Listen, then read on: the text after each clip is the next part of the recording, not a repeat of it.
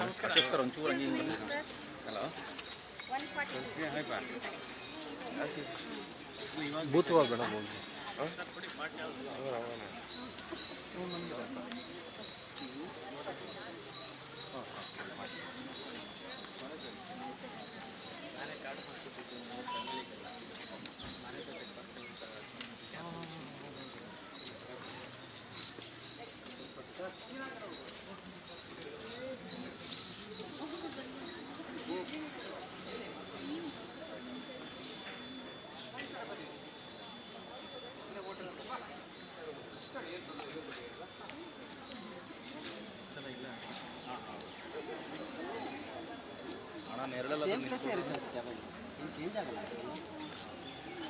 ಅಲ್ಲ ಅವರು 47 ಹಾಗೆ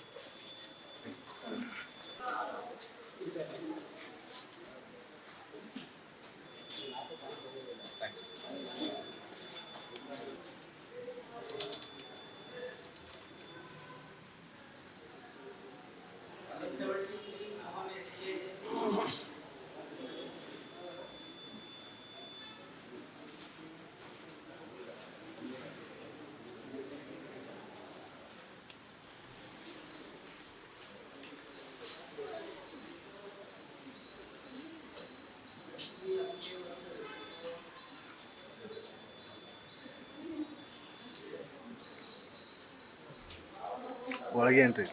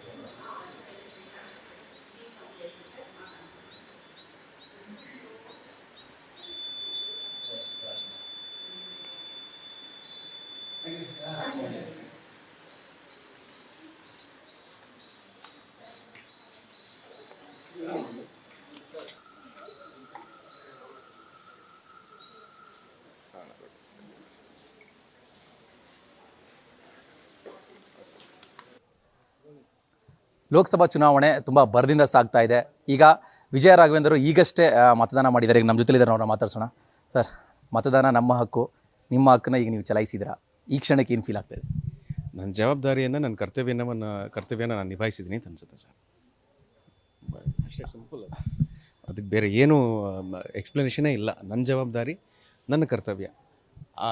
ಎಲ್ಲರಲ್ಲಿ ನಾನು ಒಬ್ಬ ಅಂತ ಅಂದ್ಕೊಂಡಾಗ, ನನ್ನ ಕರ್ತವ್ಯ ನಾನು ಮಾಡಿದಾಗ, ಮುಂದಕ್ಕೆ ಆಗುವಂಥ ಕೆಲಸಗಳಿಗಾಗಲಿ ಅಥವಾ ಆಗದೇ ಇರುವಂಥ ಕೆಲಸಗಳಿಗಾಗಲಿ ನಾನೇ ಹೊಣೆ ಹಾಕ್ತೀನಿ. ಯಾವುದೇ ಸರ್ಕಾರ ಇದ್ರೂ ಕೂಡ ಒಳ್ಳೆ ಕೆಲಸಗಳು, ಜನಪರ ಕೆಲಸಗಳನ್ನ ನಿರೀಕ್ಷೆ ಮಾಡುವಂಥದ್ದು. ಸೊ ನೀವು ಈಗ ಬರುವಂಥ ಸರ್ಕಾರದಿಂದ ಯಾವ ರೀತಿಯ ಒಂದು ಆಡಳಿತ ಅಥವಾ ಯಾವ ರೀತಿಯ ಒಂದು ಸರ್ಕಾರನ ನೀವು ನಿರೀಕ್ಷೆ ಮಾಡ್ತೀರಿ? Simple sir. ಒಬ್ಬ ನಾಗರಿಕನಾಗಿ, ಒಬ್ಬ ಕರ್ನಾಟಕದ ಪ್ರಜೆಯಾಗಿ, ಭಾರತೀಯ ಪ್ರಜೆಯಾಗಿ ನಾನು ಕೇಳ್ಕೊಳ್ಳೋದೇನಪ್ಪ ಅಂತ ಹೇಳಿದ್ರೆ, ಈಗಿರೋಂಥ ಇನ್ಫ್ರಾಸ್ಟ್ರಕ್ಚರ್ ಏನಿದೆ ನಮ್ಮಲ್ಲಿ, ಇದ್ರ ಬಗ್ಗೆ ಸಾಕಷ್ಟು ಗಮನ ಹರಿಸ್ಬೇಕಾಗಿದೆ. ಜೊತೆಗೆ ನಾವೇನು ಈಕ್ವಾಲಿಟಿ ಅಂತ ಹೇಳ್ತೀವಿ, ಶಿಕ್ಷಣ ಅಂತೇನು ಹೇಳ್ತೀವಿ, ಆಮೇಲೆ ಮೆಡಿಕೇಷನ್ ಅಂತೇನು ಹೇಳ್ತೀವಿ, ಅದ್ರ ಬಗ್ಗೆ ಅದು ಎಲ್ಲರಿಗೂ ಒದಗಬೇಕಾಗಿರುವಂಥ ಸಮಯ ಇವಾಗ ಬಂದಿದೆ. ಅದ್ರ ಬಗ್ಗೆ ಸಾಕಷ್ಟು ಯೋಜನೆಗಳಿದ್ದಾವೆ ಅಂತ ನನಗೆ ಗೊತ್ತು. ಅದು ಕ್ರಮೇಣ ಕಾರ್ಯಗತ ಆಗುತ್ತೆ ಅಂತಲೂ ಗೊತ್ತು. ವೋಟಿಂಗ್ ಎಷ್ಟು ಇಂಪಾರ್ಟೆಂಟ್ ಸರ್? ಒಬ್ಬ ಮನುಷ್ಯನಿಗೆ, ಒಬ್ಬ ಈ ಸಮಾಜದಲ್ಲಿ ಜೀವಿಸ್ತಾ ಇರುವಂಥ ಒಬ್ಬ ನಾಗರಿಕರಿಗೆ ವೋಟಿಂಗ್ ಅನ್ನೋದು ಎಷ್ಟು ಇಂಪಾರ್ಟೆಂಟ್ ಆಗುತ್ತೆ ಸರ್? ಏನಾಗುತ್ತೆ ಅಂದರೆ, ಇವಾಗ ವೋಟಿಂಗ್ ಪ್ರತಿಯೊಬ್ಬರು ತುಂಬ ಅದ್ರ ಕಡೆ ಅಸಡ್ಡೆ ಅಥವಾ ಆಲಸ್ಯ ತೋರಿಸಿದ್ರೆ ಮುಂದಕ್ಕೆ ಆಗುವಂಥ ಪರಿಣಾಮ ಇದೆಯಲ್ಲ, ಅದು ಬಹಳ ನಮ್ಮ ಮೇಲೆ ನಾವೇ ಹೇರ್ಕೊಂಡಂಗೆ ಆಗುತ್ತೆ. ಸೊ ಎಲ್ರಿಗೂ ಗೊತ್ತಿರುವಂಥ ವಿಚಾರ. ಈಗ ನಾನು ವೋಟ್ ಮಾಡಿದ್ರೇ ನನ್ನ ಪ್ರತಿನಿಧಿನ ನಾನು ಏನಾದರೂ ನಾನು ಆಯ್ಕೆ ಮಾಡ್ಬೋದು ಅನ್ನೋ ವಿಚಾರ ಎಲ್ರಿಗೂ ಗೊತ್ತಿದೆ.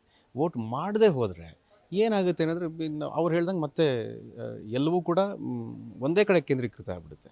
ಆವಾಗ ನಾವು ಮಾತಾಡೋಕ್ಕೆ ಅವಕಾಶ ಇರೋದಿಲ್ಲ. ಯಾಕೆಂದ್ರೆ ನೀನು ವೋಟ್ ಮಾಡಲಿಲ್ಲ. ಸಿಂಪಲ್.